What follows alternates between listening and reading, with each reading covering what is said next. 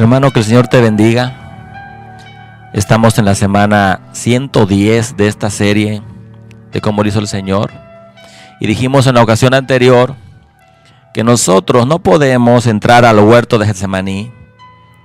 Nos tenemos que quedar forzosamente a la entrada porque la mente humana, aún teniendo el Espíritu Santo de Dios en nosotros, no alcanza a dimensionar justamente lo que el Señor Jesús pasó ahí. Porque Getsemaní es el lugar del dolor, es el lugar de la opresión. Decíamos que es una opresión externa, hermano, que te causa un dolor interno tan grande, una angustia tan espantosa, hermano. Pero a pesar de ser un lugar de dolor, también se convierte en un lugar de bendición, porque fue ahí en ese huerto donde el Señor, a través de su entrega, de su obediencia, restauró a la humanidad. Para toda persona que busque con todo su corazón al Señor, Él puede ser encontrado. Toda vez que el Señor Jesucristo, el segundo Adán, canceló la obra de desobediencia del primer Adán. Y nos quedamos ahí afuera del huerto, viendo al Señor Jesús entrando a ese lugar en penumbras. Le vimos las espaldas, Él yendo en obediencia al Padre, hermano. Físicamente, es cierto, el Señor debilitado, pero espiritualmente fortalecido. Él fue sumisamente a enfrentar la noche más oscura de su vida, hermano. Pero ¿qué más sucedió dentro del huerto, hermano? Hoy vamos a saber un poquito más lo que se dio ahí. ¿Cómo lo hizo el Señor? Pasó por Getsemaní, segunda parte, una vez más, Marcos 14, del 32 al 35. Y Lucas 22, del 39 al 46. Empezamos con Marcos 14, a partir del versículo 32. Mira lo que dice la escritura. Fueron a un lugar llamado Getsemaní, y Jesús les dijo a sus discípulos: siéntense aquí mientras yo oro. Se llevó a Pedro, a Jacobo y a Juan, y comenzó a sentir temor y tristeza. Está la angustia que me invade, que me siento morir. Quiero que empecemos a dimensionar un poquito, hermano, lo que la escritura dice. Les dijo: quédense aquí y vigilen. Yendo un poco más allá, se postró en tierra y empezó a orar que, de ser posible, no tuviera él que pasar por aquella hora. Decía: Abba, Padre, todo es posible para ti, no me hagas beber este trago amargo, pero no sea lo que yo quiero, sino lo que quieres tú. Luego volvió a sus discípulos y los encontró dormidos. Simón le dijo a Pedro: ¿estás dormido? ¿No pudiste mantenerte despierto ni una hora? Vigilen y oren para que no caigan en tentación. El espíritu está dispuesto, pero el cuerpo es débil. Una vez más se retiró e hizo la misma oración. Cuando volvió, los encontró dormidos otra vez, porque se les cerraban los ojos de sueño. No sabían qué decirle. Al volver por tercera vez les dijo: siguen durmiendo y descansando, se acabó. Ha llegado la hora, miren. El Hijo del Hombre va a ser entregado en manos de pecadores. Levántense, vámonos. Aquí viene el que me traiciona. Ahora acompáñame, Lucas 22, del 39 al 46. Esta porción dice así: Jesús salió de la ciudad y, como de costumbre, se dirigió al monte de los Olivos, y sus discípulos lo siguieron. Cuando llegaron al lugar, les dijo: oren para que no caigan en tentación. Entonces se separó de ellos a una buena distancia, se arrodilló y empezó a orar: Padre, si quieres, no me hagas beber este trago amargo, pero no se cumpla mi voluntad sino la tuya. Entonces se le apareció un ángel del cielo para fortalecerlo. Pero como estaba angustiado, se puso a orar con más fervor, y su sudor era como gotas de sangre que caían a tierra. Cuando terminó de orar y volvió a los discípulos, los encontró dormidos, agotados por la tristeza. ¿Por qué están durmiendo?, les exhortó. Levántense y oren para que no caigan en tentación. Hasta ahí, hermano. Hasta ahí. Te decía que vamos a saber un poquito más de lo que sucedió dentro de este huerto que nos causa cierto encanto, cierta fascinación. Hermano, cuando Jesús entró al huerto, dice la Escritura que Él distribuyó a los apóstoles y lo hizo de una forma lógica. Recuerdas que te tengo que predicar por temas. Ahora el tema es la distribución de los apóstoles. Leímos que Él puso 8 de sus discípulos a la entrada y se llevó un poquito más allá a Pedro, a Jacobo y a Juan. Y estos 3 últimos, hermano, habían estado presentes en aquel día que el Señor Jesús se transfiguró en el monte. Aquel día, hermano, ellos estuvieron cerca de Jesús y vieron su gloria. Pero ahora estaban a la distancia de un tiro de piedra. ¿Ves, hermano, lo torcido que es el corazón del hombre? Cuando el Señor nos habla y nos dice, tengo para ti una bendición, nosotros vamos inmediatamente a tomar la bendición. Pero cuando el Señor nos dice, quiero que ores conmigo, ni siquiera somos capaces de acompañarlo una hora. La pregunta es, hermano, ¿qué pasó aquí con Pedro? ¿Qué pasó con el arrojo de Pedro? Era un hombre que tenía un carácter férreo, hermano. ¿Pero dónde quedó su carácter? A pesar de todo, de que dudó, él pudo caminar unos pasos sobre el agua y a él le fue revelado de parte del cielo, hermano, que Jesucristo era el Mesías. ¿Dónde quedó el arrojo de Pedro? Pero este momento que Pedro estaba viviendo no era como los otros, hermano. Él había prometido seguir a Jesús hasta la muerte y ni siquiera fue capaz de seguirlo a la oración. Somos de boca floja. ¿Y dónde estaba Jacobo? El hijo del trueno, hermano, debería tener un carácter también fuerte. Entiendo algo, entiendo que Jesús, aunque nadie lo podía consolar, hermano, él hubiera agradecido que Jacobo, con esa voz de trueno, hubiera ido a darle ánimo, a decirle, el Señor es contigo. Aunque fuera con esa voz dura, hermano, el Señor hubiera agradecido en su corazón. Pero no estuvo ahí, hermano, también estaba acongojado. ¿Y qué pasó con Juan? Él se le recostaba en el pecho a Jesús. Él expresaba ternura, hermano. Y el Señor Jesús le regresaba ternura a él. Era tiempo de que Juan, en este momento de crisis del Señor Jesús, le diera una vez más ternura. Pero Juan no estuvo presente, hermano, ahí. Ahora, te he dicho que cuando el Señor entró a Getsemaní es como el moribundo que busca su cama. Y yo lo dije justamente porque cuando yo sufrí aflicción, yo estuve solo, encerrado, hermano. Yo sentía que me moría. Yo quería estar en mi cama y estar rodeado de ustedes, que son la gente que amo. Nadie podía consolarlo, pero si le hubieran hecho, hermano, una caricia en su cabeza, el Señor le hubiera agradecido. Digo yo que es cuando tienes un dolor tan grande que no hay médico que te lo pueda quitar, no hay medicina que te lo pueda quitar, tú agradeces que alguien te haga un cariño, ¿es cierto o no? Tú agradeces que alguien venga y en tus últimos momentos te den un sorbo de agua. Esa es la gratitud, hermano. Te quiero decir que de estos 3 apóstoles, los 3 tenían la posibilidad de alegrar un poquito el corazón de Dios.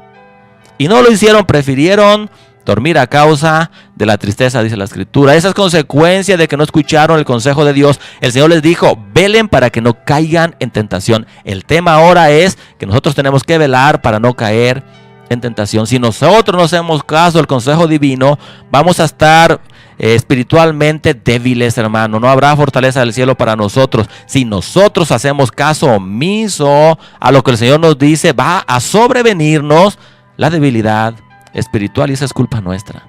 Por eso la Escritura dice que recurrentemente el Señor iba a este huerto. Nosotros tenemos que ir al Señor y encontrar en la oración la fortaleza que nosotros necesitamos. Ir en humildad a nuestro Padre. Hermano, la humildad te levanta todo el tiempo. Ellos necesitaban de la oración porque iban a enfrentar, hermano, crisis también. El Señor te pide que veles para que no caigas en tentación y para que puedas enfrentar la batalla de todas las batallas en tu vida, hermano, pero para que la ganes. Hermano, si tú pierdes la batalla de todas tus batallas, mucha gente va a salir afectada y no será bendecida. ¿Qué es la tentación, hermano? Tentación viene de tentar. Es que estés sometido a una prueba. Yo busqué en un diccionario y significa que te instiguen. Ser hostigado, hermano, a que tú hagas algo. Puede venir de una persona, una situación, alguna circunstancia. el dinero, lo que sea, hermano, pero es que eres seducido. Es una provocación y la tentación, escúchame bien, va a venir en tu carácter, pero al área más débil de tu carácter. Aquí el Señor se veía físicamente debilitado, pero espiritualmente estaba fortalecido. Y las tentaciones, hermano, vinieron sobre Él. El Señor nunca fue fariseo. Si Él les dijo, oren para que no entren en tentaciones, porque Él sabía que Él iba a ser tentado. Hermano, ¿y qué pasó ahí cuando Él estaba solo? Pues si Él les habló de la tentación, eso a mí me da una gran pista en la Biblia. Si yo quiero saber qué sucedió en el huerto, yo debo de leer la Biblia despacito y analizar cada palabra, hermano, y pedirle a Dios que me revele la intencionalidad del Espíritu Santo, por qué dejó escrita esa parte. El Señor sabía que iba a ser sometido a tentación, pero una tentación extrema, hermano, de gran calibre. Como si todas las tentaciones que les ha sobrevenido a todas las personas que han habitado este planeta Tierra, todas juntas, vinieran sobre Jesucristo. O sea, el enemigo no iba a perder la oportunidad para dirigir su artillería, hermano, y toda su saña y artimañas en contra del ungido de Dios. ¿Cuál era la tentación, hermano? Que no creyera en la misión que se le había encomendado. Escoja muy bien mis palabras, ¿eh? O sea, yo no digo que la tentación era que Él no fuera a la cruz, porque gente ha predicado que esa fue la aflicción del Señor. No. No, Satanás quería que fuera a la cruz, por eso le había dado 30 monedas a Judas. No era ese el punto. El punto era que el Señor dudara del llamado que tenía, hermano, y que Él usara su divinidad para escapar de esto o para sacar ventaja. El punto de la tentación es que el diablo quería que hubiera dos voluntades. Eso te lo explicaré un poquito después. Y como no vamos a inventar nada ni a imaginar nada, hermano, si hemos sido sometidos a tentación, ya sabemos cómo trabaja el diablo o no. O sea, fíjate lo que te digo, hermano. ¿Cuál es la tentación sobre Jesús? El diablo le decía que no era justo que muriera por gente que estaba durmiendo. Que no está bien, hermano, sufrir por gente que no se duele contigo. ¿Te ha pasado esto, hermano? Yo conozco esas tentaciones. ¿Nunca te ha dicho el diablo que no se va a lograr el propósito de Dios en tu vida? Claro que te lo ha dicho. Ahora, hermano, yo estoy parado aquí, ya te lo dije, por gracia, por misericordia. Predicar Getsemaní no es nada fácil. Pero también estoy parado aquí porque el Señor me llevó en una ocasión y estuve encerrado con Él y Él me habló y me enseñó lo duro que es estar solo. Estoy parado aquí, hermano, porque yo he sufrido las tentaciones del enemigo. Tal vez tú no lo sepas, pero en más de una ocasión, por decirte, en varias ocasiones, yo he estado a punto de irme, hermano. Tú tal vez no lo sepas. De irme sin avisarte. Porque el diablo me dice, eres un exagerado. ¿Para qué? A ver, hermano, dime por favor. Cuenta 5 predicadores que conozcas que se encierren 3 días para predicarte 25 minutos. Dame el nombre de 5 siquiera. El diablo viene y me dice, es una exageración. Hermano, tú me conoces. Mira mis ojos cómo me brincan. Mi carne me brinca. Me duele todo, estoy todo contracturado. Y el diablo me dice, ¿para qué? Si de todas formas no lo van a dimensionar. Yo sé lo que es la tentación, hermano. Por eso te lo puedo predicar. El diablo iba a usar todas sus artimañas en contra de Jesucristo. Pero te voy a decir otra cosa, hermano. Analiza lo que te voy a decir. Ponte en el escenario. Tú ves a Cristo orando en Getsemaní, ¿o no?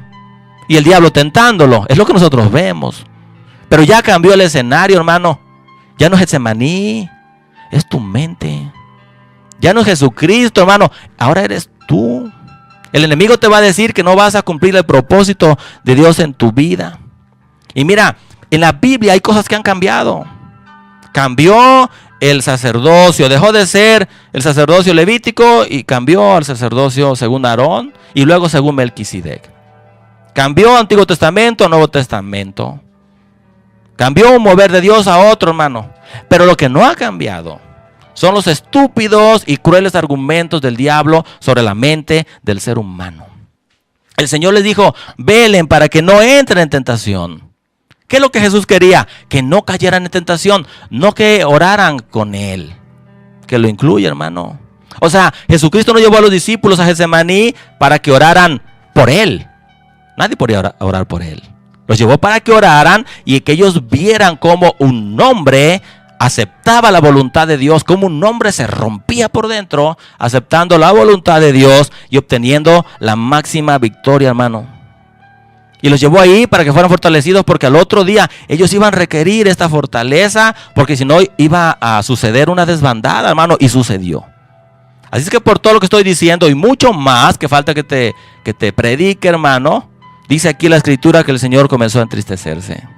Ahora el tema es la tristeza del Señor. Y este es un tema tremendo, hermano. Porque tú lees la Biblia, habrás leído que el Señor lloró. Pero que se haya entristecido de esta manera, hermano, esto es una actitud totalmente anormal en la vida de Jesús. Perfectamente anormal. Mi hermano, Él era el que fortalecía a los entristecidos, ¿cierto? Él sanaba a los afligidos. Él restauraba a los que tenían dolencia en su corazón. Pero desde días antes, el Señor se empezó a afligir en grande manera. En Juan 12, del 23 al 30, dice la escritura, hermano, que el Señor dijo: ahora mi alma está turbada. Y faltaban días para Getsemaní.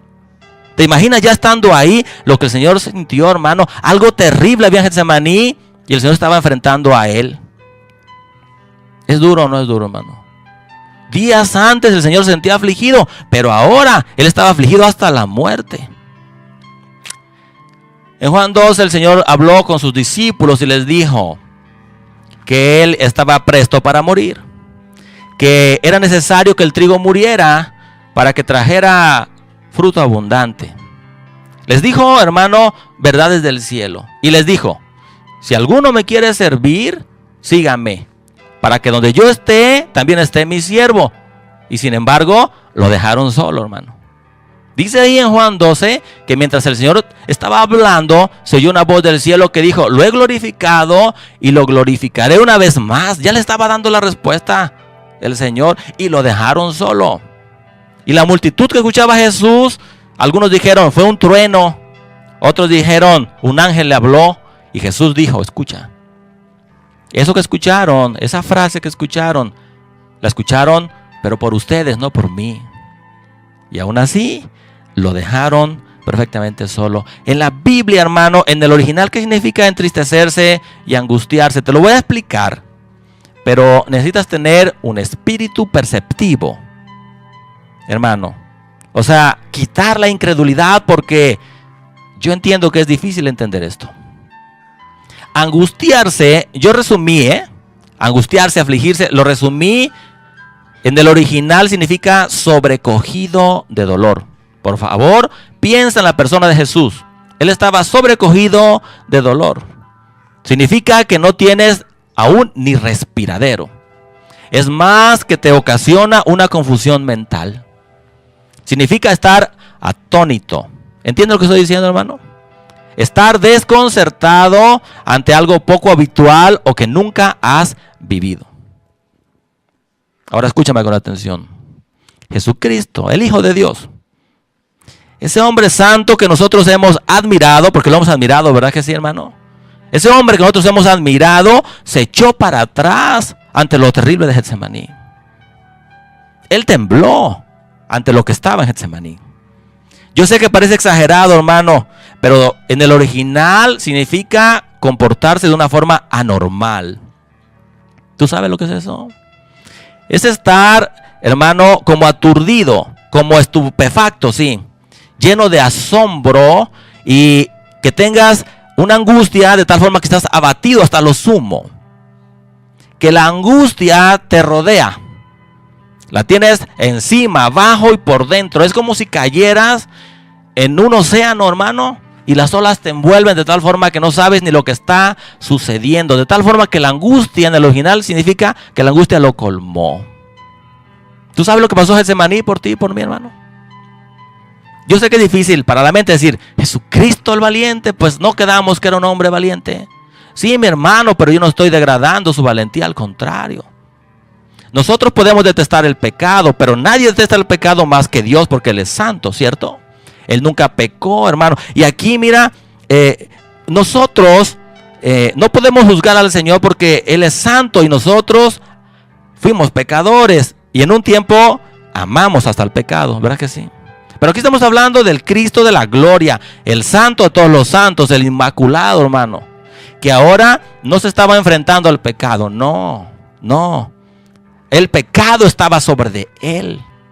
De tal forma que Jesucristo, el Hijo de Dios, ya no se constituyó en el favorecido de Dios. Escúchame, dejó de ser el favorecido de Jehová. Hermano, cuando Jesús cargó con los pecados de todos, que no solamente fue en el Calvario, fue aquí en Getsemaní, el Señor Jehová lo veía como el culpable. ¿Tú me entiendes lo que estoy diciendo? Había un ejército celestial que veía Getsemaní y no veían al Creador, veían al culpable. La Biblia, hermano, no dice que el Señor Jesucristo se constituyó en pecador, dice que se constituyó en pecado por nosotros. Él cargó con los pecados de todos y cada uno de nosotros y dejó de ser el favorecido de Dios. En ese momento Jehová no era el Padre, que siempre lo ha sido, entiéndeme. En ese momento Jehová era el juez supremo, mi hermano. Y Jesucristo el culpable por todas nuestras rebeliones. ¿Por qué te digo esto, hermano? Porque si la sesión anterior admiramos a un Jesús valiente, hoy tenemos que admirar a un Jesús santo. Que Él se cimbró a causa de su santidad, hermano. Y cosas que nosotros deberíamos de hacer, cimbrarnos, mi hermano, ante cualquier aspecto de pecado que pudiéramos tener. El Señor Jesús se cimbró y tembló porque Él es santo y Él estaba cargando con los pecados de todos. Hoy es el día de admirar a un Jesús santo, hermano. Puedes ver su rostro angustiado hasta lo sumo, hermano, por nosotros, por nuestras culpas y nuestras rebeliones. Hoy podemos admirar, hermano, aún a un Jesús teniendo una conducta inusual a causa de la angustia que le sobrevino. Él estaba entristecido hasta la muerte. Hoy es el día en que el pueblo debe admirar, hermano, a un Jesús que estuvo dispuesto a enfrentar a lo desconocido por ti y por mí. En ningún momento hay debilidad en Él, al contrario, estoy exaltando su santidad. Necesitamos entender, hermano, por qué esta opresión tan grande. La Escritura dice de Jesús que Él iba a ser experimentado en quebranto, experimentado en sufrimientos. Y en Getsemaní, si tú notas, hermano, ahí no hay cánticos, ahí no hay himnos, ¿cierto? Él está solo. Él está sufriendo solo. Nadie lo fue a consolar. Ni siquiera Él entonó un canto, hermano. Ya lo había entonado después de que celebró la Pascua con sus discípulos. Él está afligido y afligido hasta la muerte por tus pecados y por los míos. Por tus rebeliones y por las mías. Nadie fue, ni siquiera le hizo un cariño sobre su cabeza. Hoy es el día en que el pueblo debe admirar no solo a un Jesús valiente, entrando en obediencia al huerto, hermano, no, sino un Jesús santo, que estuvo dispuesto a enfrentar lo desconocido por nosotros. Yo le quiero dar gracias al Señor por su santidad, porque su santidad fue tan grande, hermano, que su conducta fue inusual. Te estoy diciendo que Jesús se comportó como un loco dentro del huerto. Yo lo puedo ver en una postura orando, clamando, desconcertado, asombrado, abatido y la angustia rodeándolo, hermano. ¿Se entiende que no minimizo su valor? Dime que entiendes que no lo minimizo. Maximizo su santidad. Oramos, hermanos. Por eso Él es el Cordero inmaculado, sin contaminación, el Cordero Pascual, el perfecto, el que dio todo por mí. Admíralo postrado, admíralo en una conducta inusual, con su rostro afligido por nuestras culpas. Al míralo sufriendo debido a su santidad, él ni siquiera entonó himnos, hermano. La Biblia dice que si alguien está alegre, que entone cantos. Él no podía entonar cantos. Que si alguien está triste, que haga oración. Y él oró al único que lo podía librar de su angustia. Y mientras él oraba al Padre, el único que lo podía librar, resulta que el Padre no se manifestaba como Padre, sino como juez.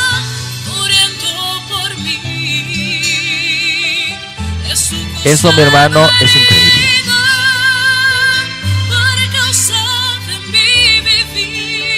Esto es increíble. Él estaba atónito y desconcertado, porque estaba conociendo lo desconocido para él. Él estaba estupefacto, hermano, como lleno de asombro,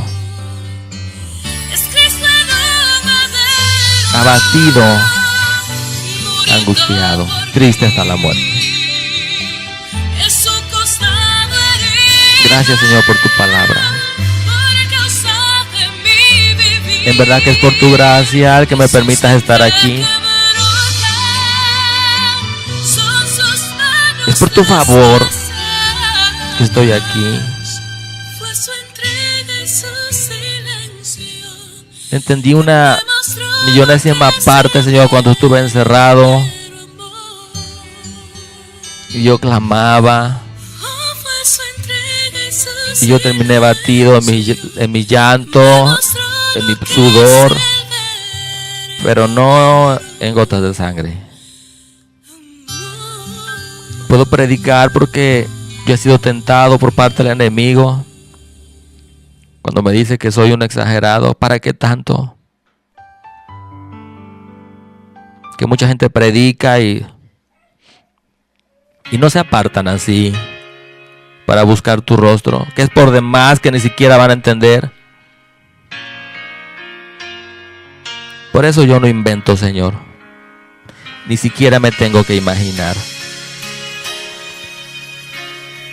Pero hay una enorme diferencia, muchas diferencias entre tú y yo. Que yo sí conocía el pecado. Y en un tiempo hasta lo amé. Pero tú eres el Cordero de Dios, sin mancha ni contaminación. Tú eres el Inmaculado, Señor. Y ahora el pecado de todos estaba sobre ti. Además de todas las tentaciones, estaban sobre ti, de tal forma que la angustia te rodeó. Si días antes tú hubieras dicho, mi alma está turbada, ¿qué habrás sentido ahí, Señor? Cuando fue puesto sobre ti el pecado de todos. ¿Qué puedo hacer, Señor, ante tu santidad? Más que admirarte, mi Dios. Aún tu rostro desencajado me causa ternura y admiración. Aún tu conducta inusual me cautiva, porque no fue por cobarde, fue por santo.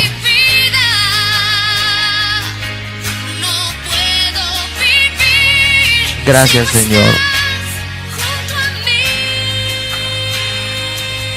porque de ese montón de pecado que tú cargaste, el pecado de toda la humanidad, la mayor parte era mío. Por eso te asombraste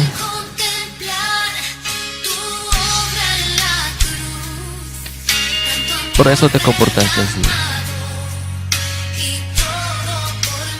Mi hermano, cuando el Señor cargó con los pecados y cargó con el tuyo en particular, Él se asombró de lo grande que es.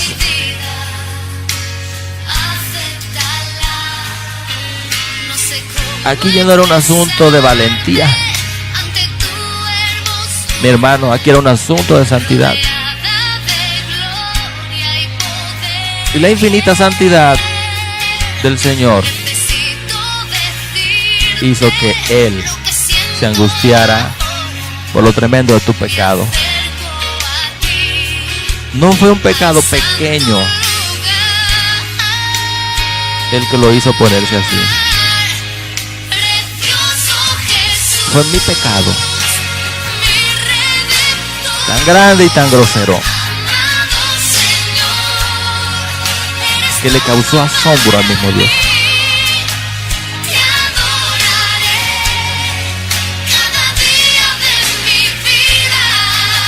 Gracias, Señor,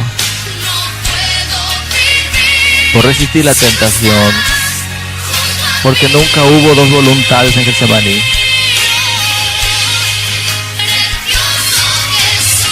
Yo te alabo y te bendigo. Como pueblo te agradecemos tu sacrificio, tu valor,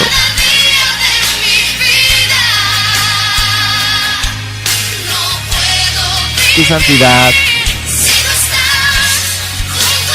tu paciencia y tu perseverancia para conmigo. Eres precioso. Eres mi Redentor. Eres el amado de las naciones. La gracia se derramó sobre tus labios. Por eso aún en estos momentos de angustia, nosotros te vemos hermoso. Como herido de Dios y abatido, pero hermoso. Bello en tu parecer. Increíblemente bello, tierno.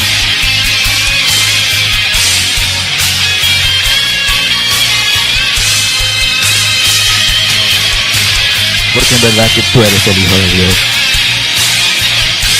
Porque en verdad que tú eres el Salvador de todo aquel que un día reconoce su tremendo, horrible y grosero pecado. Gracias por tu santidad. Gracias por lo que has hecho por nosotros. Aunque nosotros estemos a un tiro de piedra, durmiendo cómodamente, haciendo caso omiso a tu mandamiento, cómo me asombra tu amor hacia mí, Señor. Sublime tu amor. Sublime amor es el amor de Dios. Dispuesto en valentía a enfrentar lo desconocido por mí.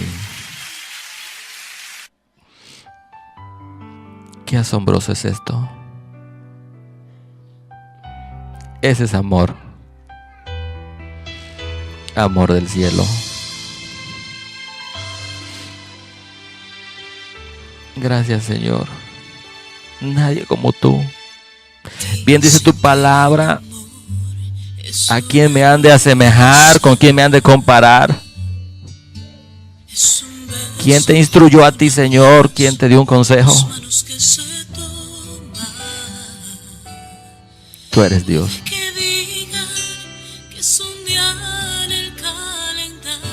Tú eres el Señor del universo.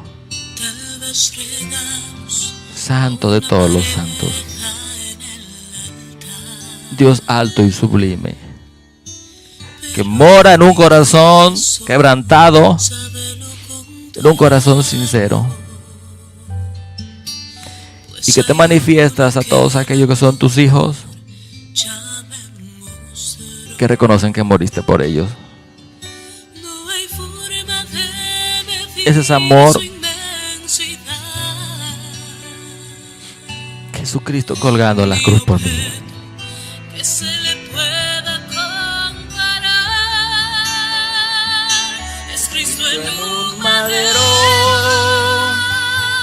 Muriendo por mí, es su costado herido por causa de mi vivir, es su sangre que brota, son sus manos traspasadas. Fue tu entrega y tu silencio, Dios. Cuando yo vi tu humildad, yo quedé cautivado. Es Cristo en un madero, muriendo por mí. Es su costado herido por causa de mi vivir. Es su sangre que brota, son tus manos traspasadas por mis pecados. Gracias, Señor, te doy la honra, la gloria y toda la alabanza. Gracias por mostrarnos de lejos Getsemaní. En el nombre de Jesús de Nazaret, gracias. Gracias por ser nuestro Dios.